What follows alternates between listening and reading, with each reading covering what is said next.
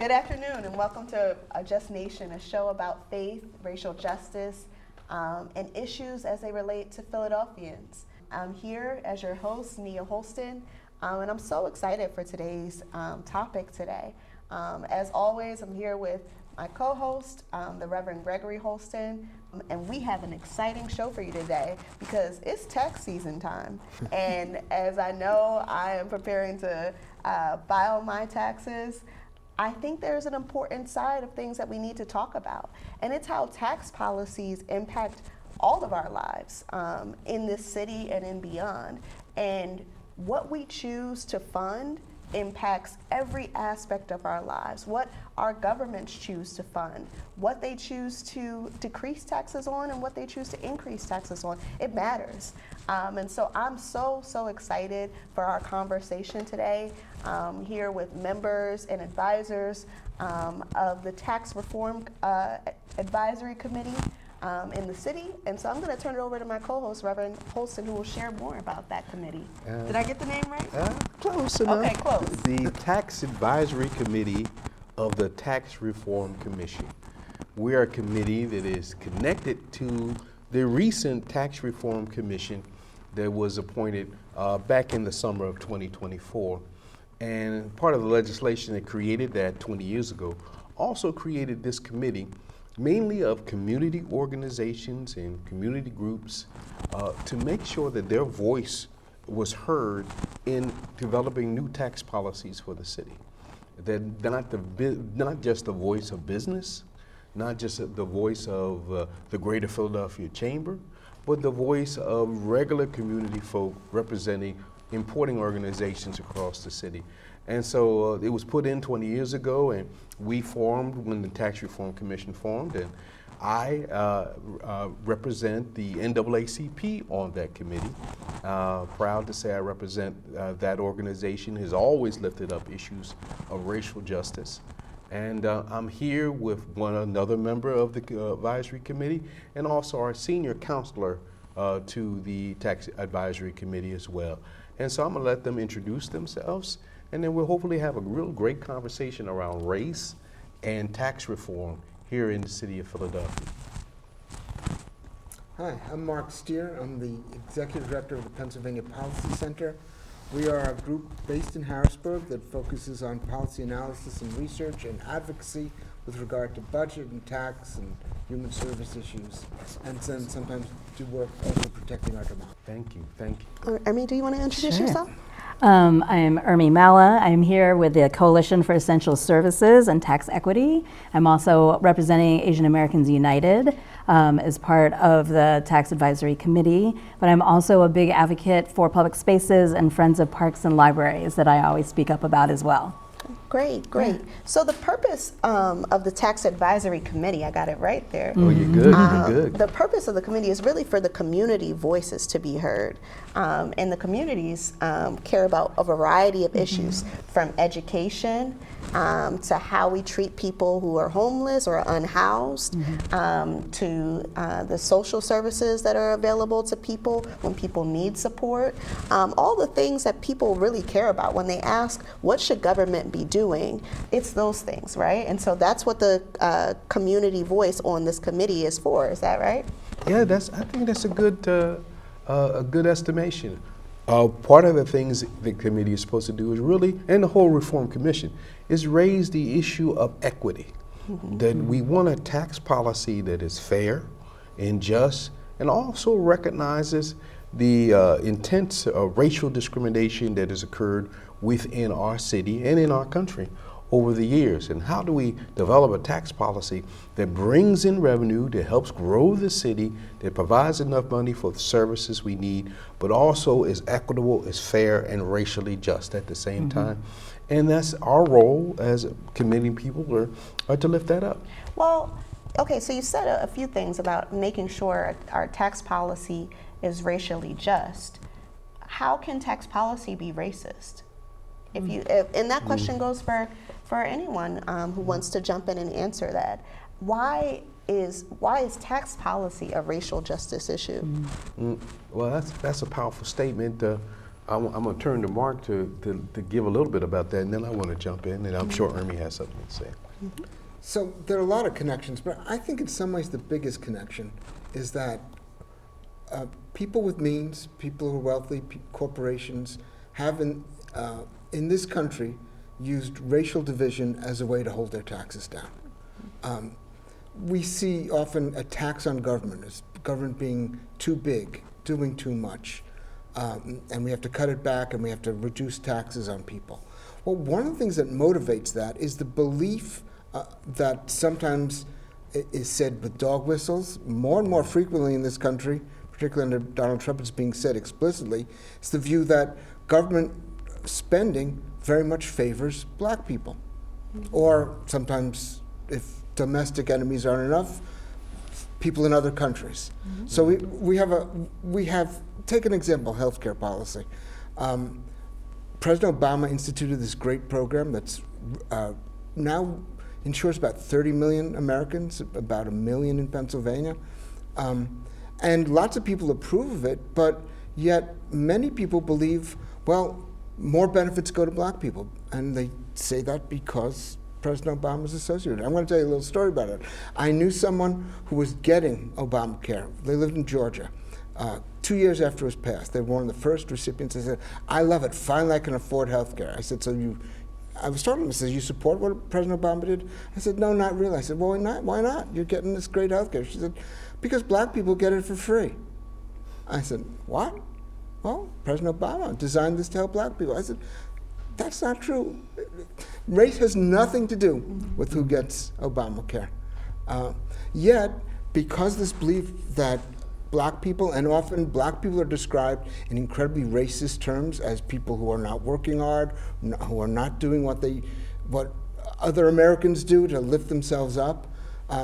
That description, plus the idea that they're getting federal benefits, turns people off to government and leads them to support tax policies that cut taxes for rich people. And who gets hurt from all of this? Well, as Heather McGhee always says, anytime you use race to divide working people and middle-class people, you wind up with a public policy that hurts working people and middle-class people, white people as well as black people. Yeah, and so that's a powerful statement, and I people sometimes when they hear what Mark has to say on it, have difficulty believing that actually was a strategy. But if anyone here would look up Lee Atwater, who was a great, I shouldn't say great, he was a political strategist of the 1980s, ran President Reagan's campaign, ran President Bush's campaign.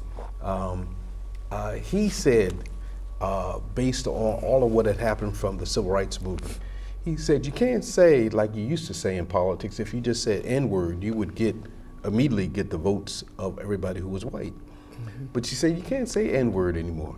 You can't say those kind of explicative things. Now maybe today we're actually going back to that, but so you have to use subtle language, and some of that is stop busing, or in this case, tax cuts. These code words are what are called dog whistles by some of the scholars now that signal into white people that this is really not about me, it's about a benefit black folk are getting that I don't really want them to have, even though that's not the truth, as Mark just explained. That dog whistle starts to work into the politics. And so tax cuts become, yes, my taxes will be cut, services will be cut, but it'll hurt black people more. And so that's why I want to do it. And that is weaved into all of our dialogue around politics in almost every issue, and certainly permeates the whole understanding of tax policy here in the city of Philadelphia and across the country. Yeah. But I would also, when we just talk about policy, generally taxes are what we use to generate revenue, right? Like it's what we need to bring things in to be able to pay for things for the government. And if you look at the Uniformity Clause, which I just learned came in just after the Civil War, right? So it was really based in the idea that everyone needs to be taxed at the same rate in Pennsylvania. So whether you make billions of dollars or you make minimum wage, you're taxed at the same rate. And what we find is if you're taxing at the same rate, that rate is going to impact someone making less money significantly more than it is someone making a lot of money for everyday needs. And what we find is if you look at who's not making as much money, it's people of color in the working class. So when you look at race and how it impacts it even at that level, just from who's making what and paying the same amount as white folks generally, and the ultra rich, and especially in Pennsylvania, who's going to be impacted by that is just roots in slavery that are guiding principles here in our state. Right. So let's back up a little bit. So what I'm hearing from all of you is that there is a system of racialized hierarchy built within to our financial system, our capitalist system, that puts some people at the bottom and some people at the top. And because of that, income inequality has been allowed to flourish at rapid rates across our societies, but particularly in our city where we're focused, where the committee is focused on their work, where they claim that we don't have money for social services. They claim that we don't have money for education, that we can't, educate our children. But in reality, this is the result of a series of policy decisions that are rooted in racism. So I just want to make sure I'm gathering what folks are putting down here. But Mark, you said you wanted to say something. So I mean, we have a problem with income because income disparities between black and white people are fairly large, and we haven't done nearly enough to reduce them. In fact, it's been pretty stagnant for the last 15, 20 years, or in some cases getting worse. But then if you look at wealth inequality, that's even bigger, because historically black people have not had the opportunity to accumulate wealth the way white people have. In fact, we've had a series of public policies in the post-World War II era. This is not ancient history. Redlining, which made it impossible for black people and also white people in black neighborhoods, because remember, we're not a totally segregated society. Anyone in those neighborhoods, white or black, could not get a mortgage, so they couldn't buy a home, which means they couldn't accumulate capital the way a lot of middle-class white people and some black people are able to do, because for everyone who's not really rich, our home is the biggest source of wealth. And then there's all the exclusions from rising in corporate hierarchies where a lot of the big money is really made at the top of those corporate hierarchies. So the wealth gap between black people and white people is really great. And we tax wealth less than we tax income in many cases, or don't tax at all. Philadelphia once had a wealth tax. Yes. We eliminated it. Our wage tax is only on wages. It's not on income from wealth. You don't pay, your dividends, your capital gains, your business profit. Business profits are taxed elsewhere, but a lot of dividends and capital gains are not taxed at the same rate as income. So all that stuff hurts working people and particularly hurts black working people. And against the train of politics that occurred during the last really 60 years has used race to move the needle so that the billionaires are paying much less than they used to pay, and actually poor people are paying more. So I want the audience to hear that as a percentage of your income, poor people are paying more today than they did 50 years ago, and billionaires are paying much less. And we have gone along with this. Really, the white community has gone along with it because race has been infused in the conversation to make them believe we're hurting black people when we do that, but really we're hurting all of us. Can I give the numbers on this? Yes, thank you. The 1950, the 400 richest people in America were taxed at roughly a rate of 70% of their income. Now it's about 23%. Wait a minute, slow that down. Slow that down. In 1950, the 400 richest people in America were being taxed at a rate around 70%. So they were Now, paying let me tell you 70% of their how wealthy- income. how much income they make. If you're in the top 400 richest people in America, your income is $465 million a year. That's like 10 times the amount that the NBA's highest paid players make. 465 million. 465 million a year. That's their income. They used to be paid 70%. Now it's about 23, 24%. Now take someone making $50,000 a year.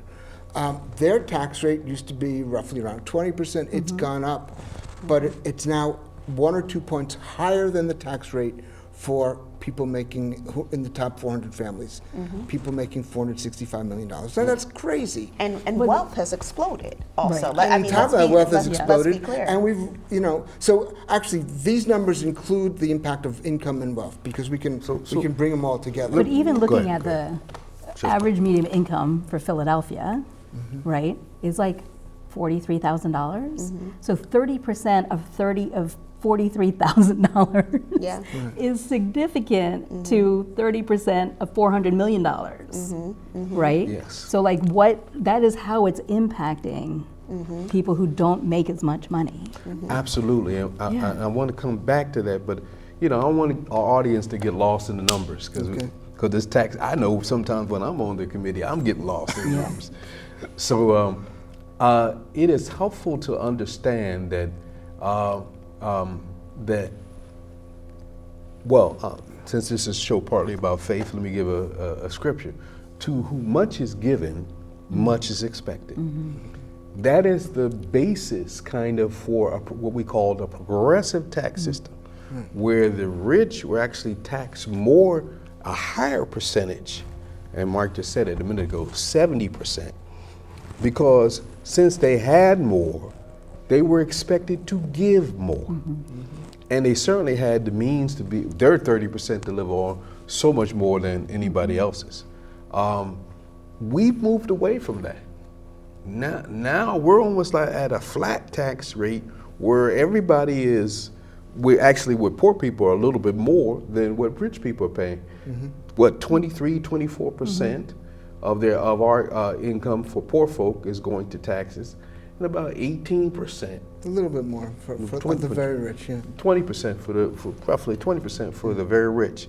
That is just a big difference in how we even think about who should give what in our society, who is responsible for making sure that all of us move forward together, who should give more because they have more. And to be clear, for a lot of folks, you're paying more in taxes, but you're seeing less return to you in services. And that can be traced, it can be traced far back, but it can be traced to, Reagan's cuts in the 80s, of cuts of school services and arts programs that benefit the community. It can be, you see it in our roads. You see it all over our city. You're literally receiving less while people are getting more and more and more. And that what you receive is not equal because if you live in an upper middle class neighborhood like Mount Airy, you get better public services than if you live in North Philadelphia or West Philadelphia. There's just no question about it. Absolutely. Look at the quality of the roads. Look at how often the streets are cleaned. Things like that. But also, how much money do you need to live? So if you're looking at, city workers making a minimum wage of $15 an hour, you're making $36,000. Right now in Philly, a studio apartment is $1,000 a month. That's $12,000 of your $36,000 income. And you'd be lucky to find $1,000 a month. Right? So I'm not saying people can't have money, but if you have that much money, we're talking about people who can't even thrive in the city because we're not even making enough to then have things to come back to us to help us survive. And I think there's another thread here. So much about American capitalism or American ideals of rugged individualism is, well, it's their money, they made it, right? That's a lot of the narratives that I hear, whether on social media or elsewhere. Oh, well, who are we to begrudge someone who's doing well?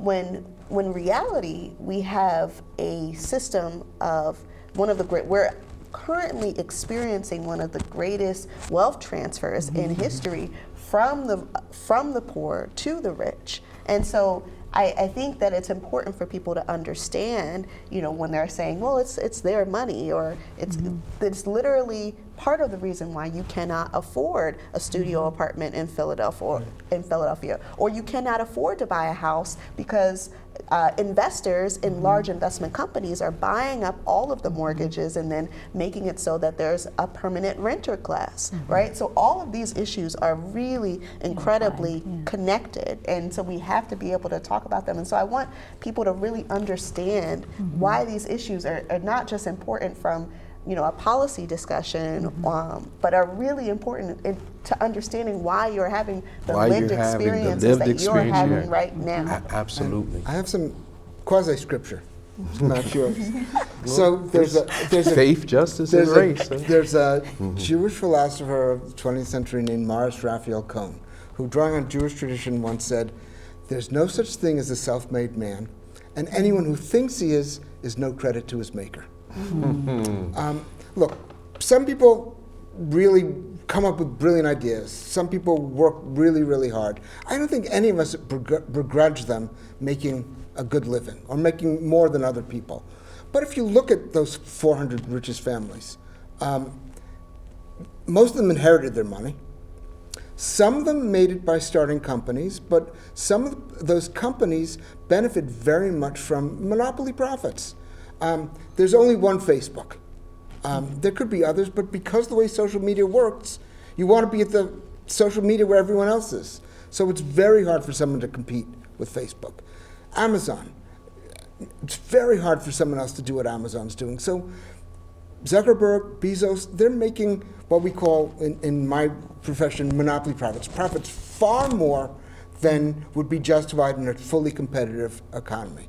Now, in a fully competitive economy, they'd be making plenty of money. I don't begrudge them making a lot of money. But the extent of their wealth and income has nothing to do with how creative they are or how innovative they are or how hard they work. It's about lucking into getting there first and taking advantage of the fact that, well, it's called network effects in the economic literature, and they just benefit from it. And frankly, they don't deserve to make all that money.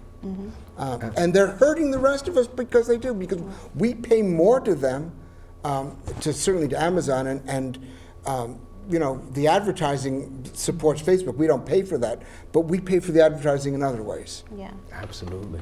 So you use some words there. Right. And again, key in our audience, I only understood monopoly from the game Monopoly. I didn't really get it, But I did, when I did go to law school, we did talk about and study securities law. Right. And the idea was there were laws in place that would not allow monopolies to happen. That because monopolies were bad for competition and bad for all of us. It was assumed as an idea that you wanted a competitive atmosphere, and that unfettered capitalism was not good for America. Right. And these rules and regulations were put in place to basically coming out of the Depression, recognizing that the Depression happened because unfettered capitalism went crazy, and all of a sudden we all lost. So now you hear little about, is Amazon a monopoly? You hear little about Facebook being a monopoly. You don't even hear the phrase monopoly, and you don't even hear about anybody being the head of security regulations commission anymore, regulating the behavior of companies. Very rare that discussion even happens. In the last 4 years, President Biden appointed a woman, I'm sorry, I'm blocking on her name, to Yes. run Lena the Federal Khan? Trade. Lena Khan. Lena Khan to run the, I think, the Federal Trade Commission, and she started investigating monopoly profits and calling for new regulations and breaking up companies. And if do you want to know why the billionaires all endorsed Trump? It's because they were afraid of what she was going to do. And let's be clear. We're not, when we're talking about billionaires, we're not just talking about Amazon. One of the things that struck me during the in 2020 were the amount of celebrities that became a billionaire. Billionaire status became attainable for celebrities. So I'm thinking Rihanna became a billionaire in 2020. Tyler Perry became a billionaire. Kim Kardashian became a billionaire. Selena Gomez, all of these celebrities that I'm saying, 10 years ago, it didn't seem that being a billionaire was something that was remotely attainable for your average celebrity. And now it is something that a lot of celebrities are aspiring to, and so we see this massive amount of wealth that's being accumulated, and yet for most of us, we can't access the critical services that we need, and part of that is because of the tax cuts that have been put in place. At the federal level by Trump, at the federal level by George Bush, and Bush 1 and 2. And in many ways, Democrats have acquiesced to that in some respects as well. And Reagan, who really kind of started this kind of philosophy of, if I cut taxes, that I will increase revenue, because we'll give money to billionaires who will invest back in their businesses, and somehow that investment will create more jobs. The supply side economics is what it was called, and it was wrong 40 years ago. It's wrong today. The way you grow an economy is by investing in the community, investing in people. And in fact, the last 4 years of Biden has shown our economy has grown as we have put more investment back into communities and people. And actually the poverty rate in the city of Philadelphia has gone down over the last 4 years, mostly because of those Biden investments that occurred during his term. So when we invest in a community, we all grow, we all prosper. But when we cut taxes, it goes back to the billionaires who most of the time don't invest in their business. They stick their money over there and somewhere in the Cayman Islands and let it sit there. And it really doesn't transform the lives of black or brown or poor people in this country. And, go ahead.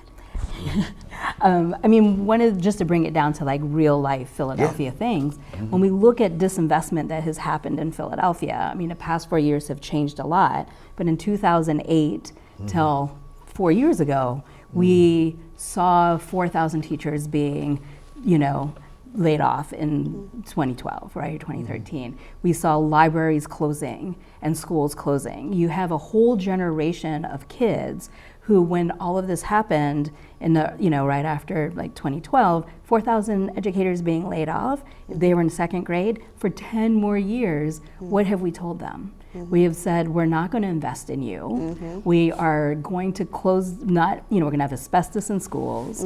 We're not going to have educators. We're not going to have libraries where you can go and learn and have safe spaces. We're not going to invest in parks and rec centers to make sure that people have safe places to go.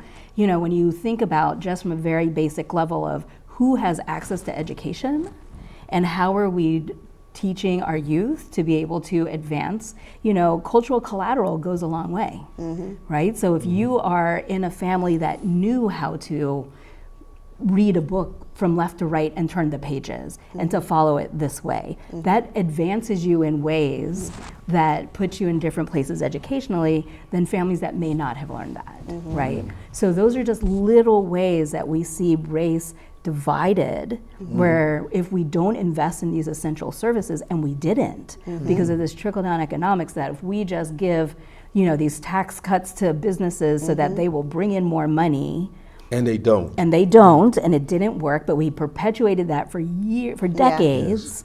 And we are seeing the impact that it didn't work, and we didn't have the resources necessary to support the Community College of Philadelphia for kids to go to for free, right? Or to have a way for people to access some of these things where it's, when you talk about wealth and having this generational wealth coming in, if you didn't have access to that, how did you have access to things if the city didn't take care of us? Yeah. That's just so, all that was so Yep. true about the lack of resources, particularly in education. I mean, I think all of us here have been involved to some degree with the fair funding movement and coalition in the city. And so we recognized, the court recognized in the state of Pennsylvania, that we have not invested enough in schools ever. We have never invested at a level to make it equitable and to make it adequate for all kids, but particularly kids of color in the state of Pennsylvania, ever. Not for the last 50 years or last 75 years.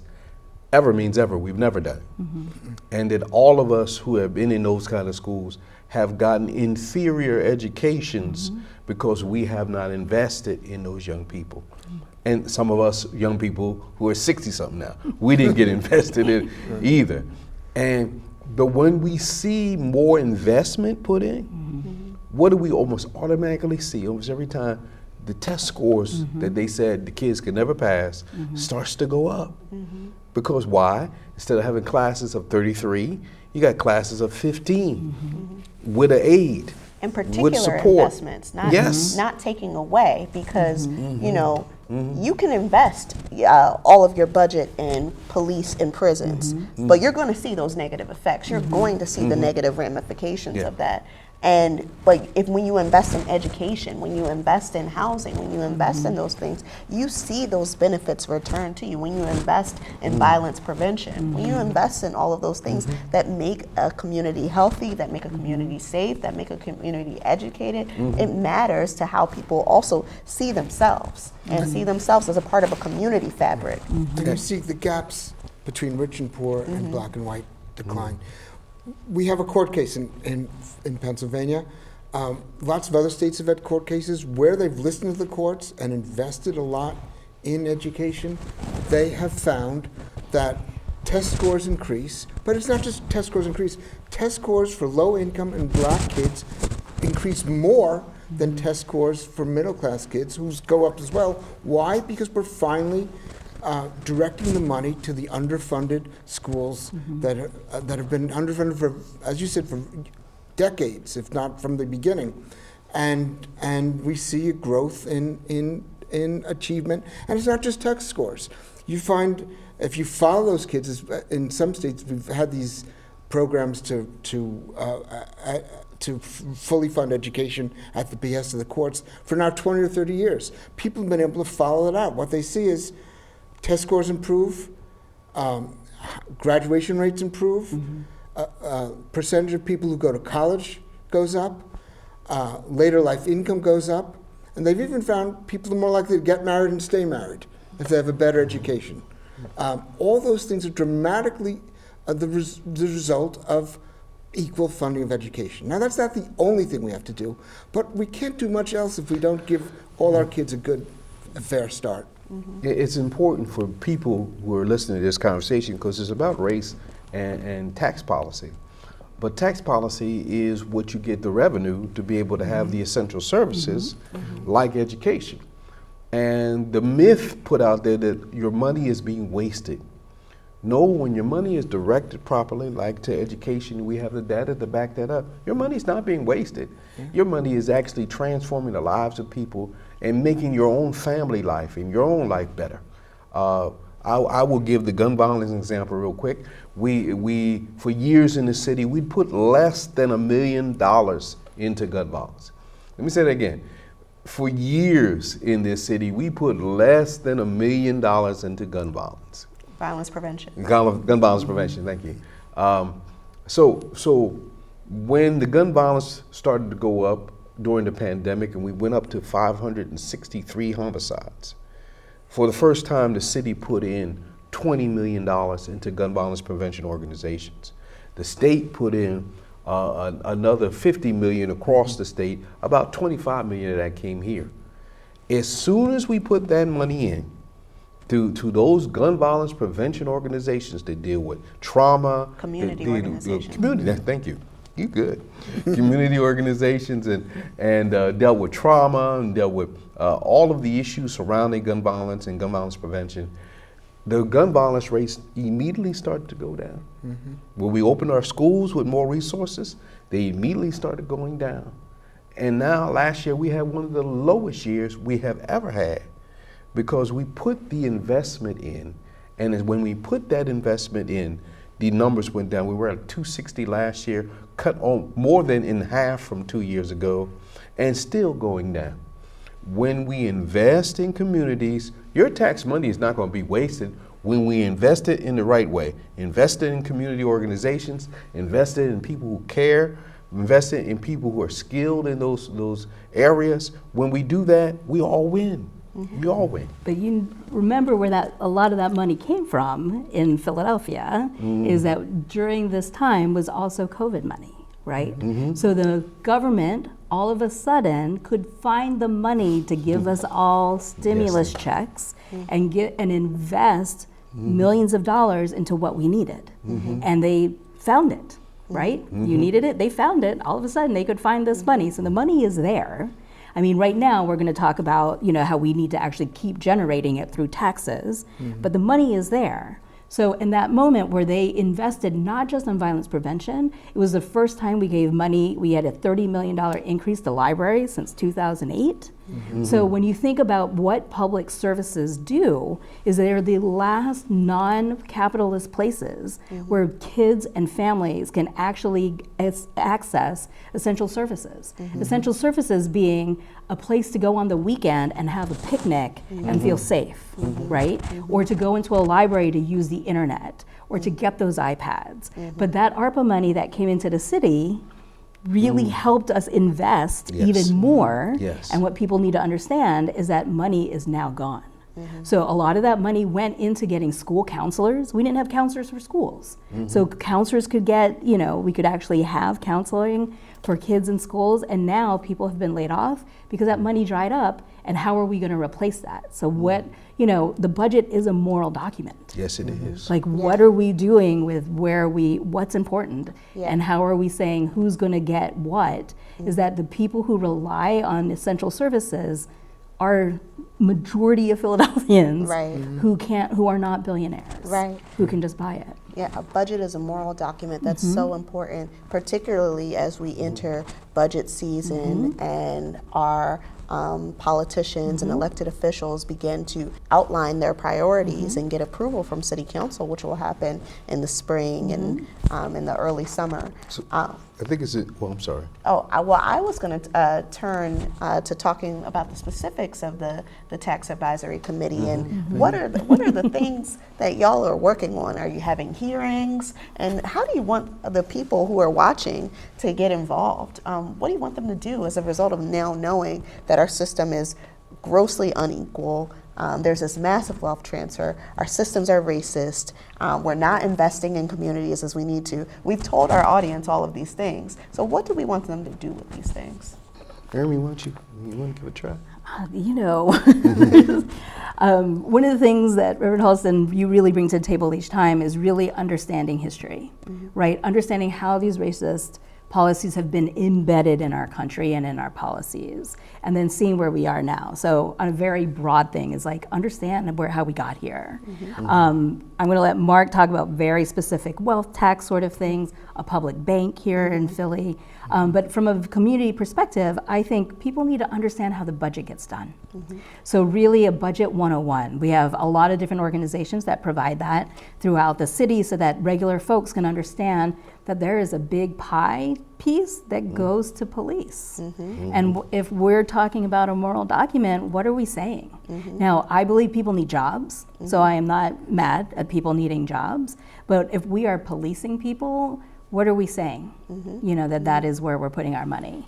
And I think so understanding budget 101, really understanding how we can impact what we need and be a voice in either the coalition that I'm a part of, or be a friend of the library or friend of the park, to have more voices out there telling City Council this is really what's important and what's keeping us safe. And then really taxing the rich. Yes, You know? yes, So like, let's tax folks who actually have the money. Yeah. yes. And let's start by not cutting taxes for business. businesses. Yeah. Yeah. Well, let's talk about what the tax advisory committee is, a part of, or what the hearings are, and like what's going on in the city of Philadelphia right now.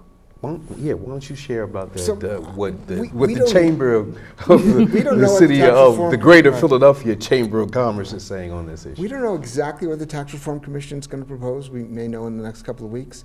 But from the conversations I've seen and that you two have been part of, it looks like they're a call for cutting business taxes. And I just want to take a step back. There's a narrative that goes with this, and everyone knows about it. So, the usual advice to people is don't repeat the other side's narrative, but everyone knows it. It's that Philadelphia is a job creation disaster.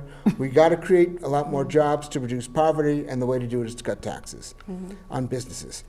Every one of those things is untrue. Philadelphia is not a jobs creation. Philadelphia, since the turn of the century, has been growing faster than almost any other city in the Northeast and the Midwest. Now, it's not growing as fast as San Antonio or Jacksonville, Florida, because we've seen there's a big transfer in this country of jobs from the Northeast and the Midwest to the South and the Southwest. But that's happening everywhere. It has nothing to do with our taxes. And while that transfer continues, Philadelphia is gaining jobs. So we're doing better than most of the cities in the Northeast and the Midwest. So that's number one. Number two, creating jobs doesn't necessarily reduce poverty. Because our problem is, because of our history of racism and white supremacy, we have seen racially segregated neighborhoods in which people are largely cut off from the dynamic sectors of the economy, where there's less commercial investment, there's less government investment, people don't have a connection to, there's less education investment, people don't have a connection growing up in those communities to people who know paths to higher education into jobs, or people who can get you like a summer job that can help you get an internship later. That's on that point. 80% of all how people get jobs, 80% of them are through relationships, Right. not through ads or newspapers or anything like that. So there's a Go new ahead. study that just came out that showed the biggest predictor of how well kids do in certain neighborhoods is how often they talk to people in other neighborhoods and how often their parents do, how connected they are to what I've been called the dynamic sector of the economy. So cutting taxes on businesses, it might bring us some more law firms in the city. It might bring us some more accounting firms or public relations firms that hire upper middle class people. It's not going to create jobs for existing Philadelphians who are unemployed at much higher rates than they should be. So how do we do that? There are ways to do that. We've seen that other cities can reduce poverty rates and create jobs for working class people and for people who've been unemployed. Job training strategies that connect people to jobs in the growing sectors in the city. We have hospitals who can't always hire enough people. Give them some money to train people in the communities in which they exist, get them to jobs with career tracks. So you might start as an orderly, but you can become a research assistant and get better paid jobs, and maybe even build in some college education so that people can take some time, get some college education, and move even into higher level jobs. Commercial corridor development, helping our commercial corridors bring business back to them so that people don't have to go to the suburbs to shop. Capital infusion. One of the biggest barriers to entrepreneurs, particularly in the Black community and also among women, is that they cannot get access to capital.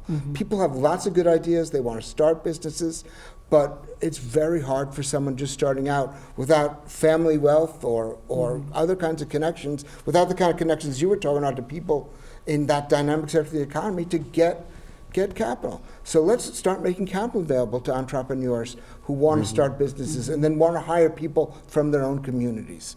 And let's reduce taxes for the people in those communities. We've done pretty well about helping homeowners in the city. We have a couple of good programs that help homeowners in gentrifying neighborhoods, but the renters are getting clobbered.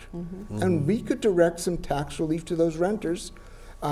And they get a little tax relief, they start spending their money in the community. You combine that with commercial corridor development. You combine that with money for black entrepreneurs. You combine it with job training. And all of a sudden, we've broken down these barriers that we created decades ago because of white flight and redlining and the businesses fleeing center cities and going to suburbs. Now, I told a long story, but it's a story that's worked. Yeah, yeah. And we've seen these things help other cities. It's absolutely right.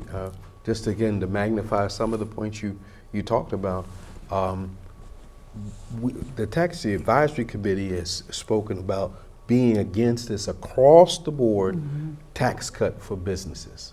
Across the board means the same tax rate across the board for all businesses.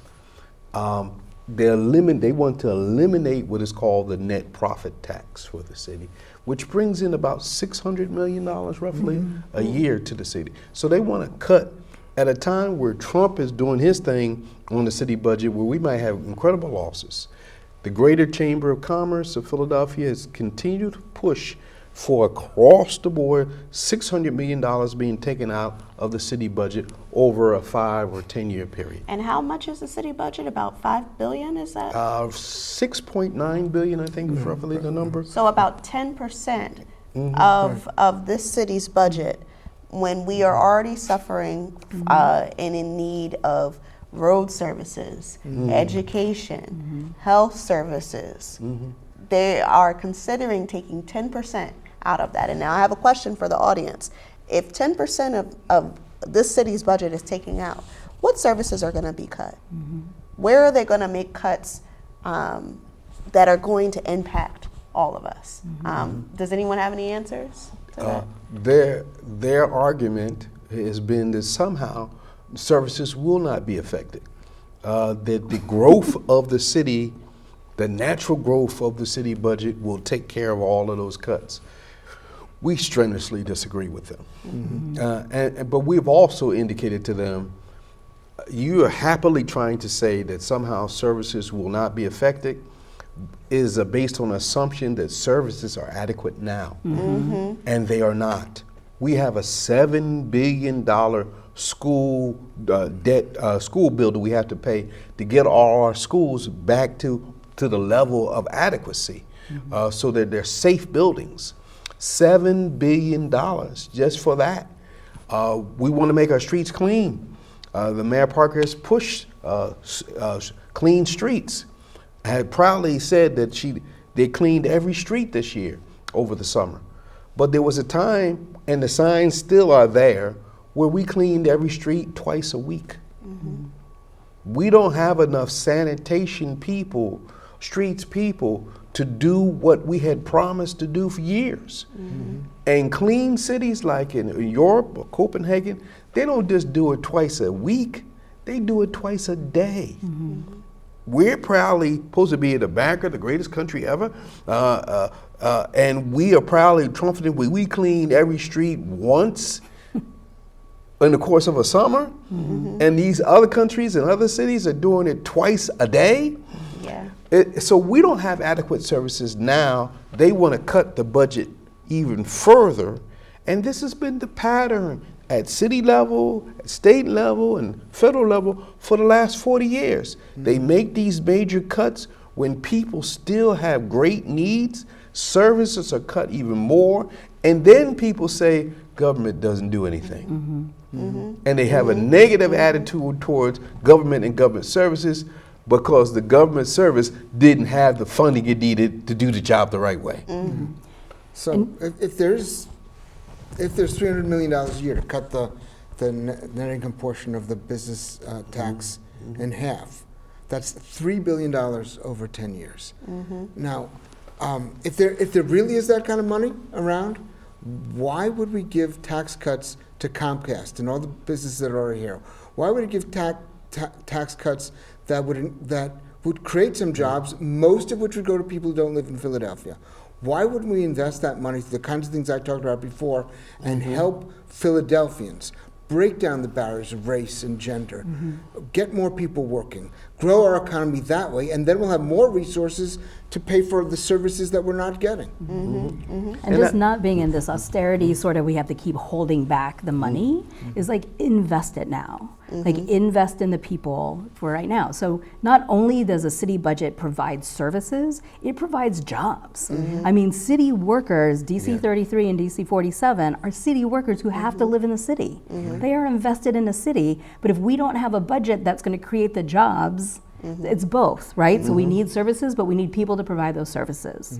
So we need to increase the money so that we can have services so everyone can start to address this inequity in everything that's being offered, but also to make sure that we have jobs for people to live and thrive in our city. I mean, the mayor needs to come up with contract for our city workers, so we need enough money to keep our city workers and keep jobs for them, but also so that we can, have a good contract for people to have money to stay in the city. It's just a cyclical sort of thing that we need, but we need to tax the rich so that we can keep that flowing. And you said it right. It is cyclical because if you invest in schools, you put more jobs in the community because you got to put more sanitation workers, more teachers, more teacher aides, and they live in Philadelphia, so they then take their money and go where? To the commercial corridors that are near them and start to pay for product in those commercial corridors, which makes those businesses, hopefully many of them black-owned and minority-owned businesses, more prosperous so that they can hire more people. So when you invest back into the community, it becomes a cycle where things are touched over and over, and that dollar stays in the community longer and provides more jobs for the community. One of the difficult things that black people have always been challenged is that dollars don't stay in our community long. We get paid and immediately it goes off to somebody else's community. And not staying in the black community. But if we could turn it over so that it went into those commercial corridors, into those black businesses, at least one or two times, it would create so many more jobs. It would create more black businesses. Black businesses would be able to hire more people, and we will all be prosperous more in our communities. And so it's incumbent upon the city to make those kinds of investments in our communities, which then the city will then all of us will prosper from it. And so this is the challenge. And so one of the things the Tax Advisory Committee has also said, I think Mark has said it as well, Ernie may have mentioned it as well, is this wealth tax idea, which can bring anywhere between, I'm hearing different numbers, about $200 million a year. Yeah, my estimate was a very small wealth tax would bring in $200 million a year. Small wealth, so we don't want a small one, we want something a little larger. But at least $200 million more a year just in a wealth tax, which doesn't tax somebody's 401k. It taxes rich people's stocks and bonds, real wealth that they have. And if you tax income, why don't you tax wealth? Because they use those stocks and bonds like money and like collateral and every other kind of thing. So we don't do these things because rich people have used their political power and have used the manipulation of race so that we don't do policies that help all of us and make us all better and make us all more prosperous. So that's some of the ideas that the Tax Advisory Committee of the Tax Reform Commission has brought up, and we'll be talking more about in the next couple of months and weeks. And are there other ways that people can get involved? I mean, I know just for me personally, I always have to say this.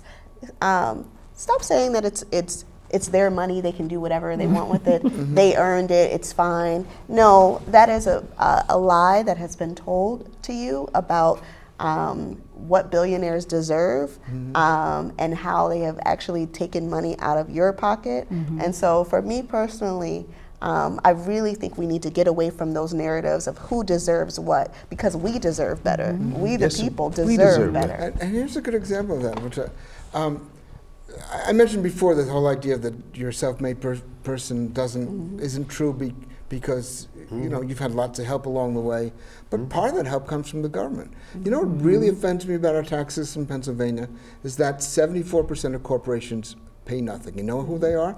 They're the multinational corporations that you've heard of, the Delaware loophole, who are registered somewhere else. They pay their taxes in Delaware, which has very low tax rates. All their profits are in Delaware, or now in the Cayman Islands. So they show no profits. These big Walmart, Target, they don't show that they make any money in Pennsylvania. So they pay no corporate net income tax. Yet they hire Pennsylvanians. Who paid for the education of those Pennsylvanians they hired? We all did. Pennsylvania roads. Their workers go on Pennsylvania. Their distributors bring in products and take products to other places on Pennsylvania roads. Who's paying for that? We are. So we are subsidizing multinational corporations that operate in Pennsylvania because they're not paying their fair share of taxes. Well, that's insane. And it's an easy fix. 28 states have gotten rid of these kind of loopholes. I'm not going to go into the details because it even makes my eyes glaze over sometimes. But it's totally fixable. Yeah. And we could bring in another $600-700 million to the state budget if we fixed it. Yeah. So what can we do, Ermi? What can our viewers do?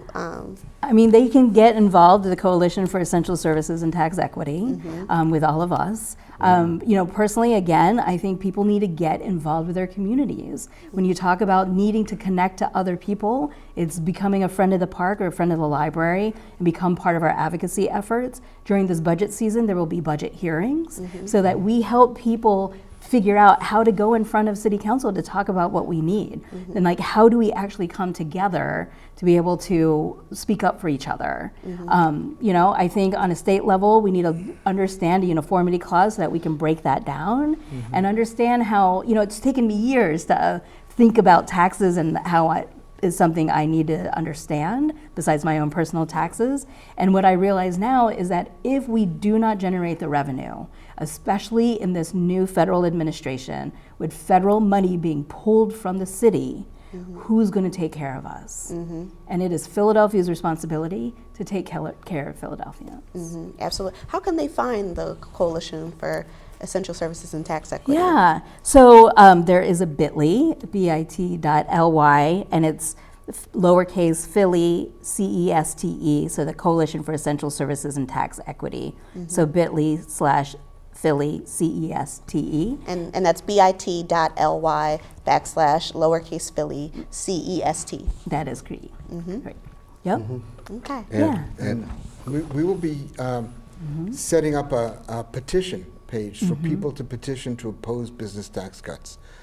It's not available yet, but by the time people see the show, maybe we'll be able to give you that link and you can put it on the bottom. Okay. Okay. That'd be great. And as a representative of the NAACP, you can join the Philadelphia chapter of the NAACP. We'll be speaking out about these issues and other issues going forward.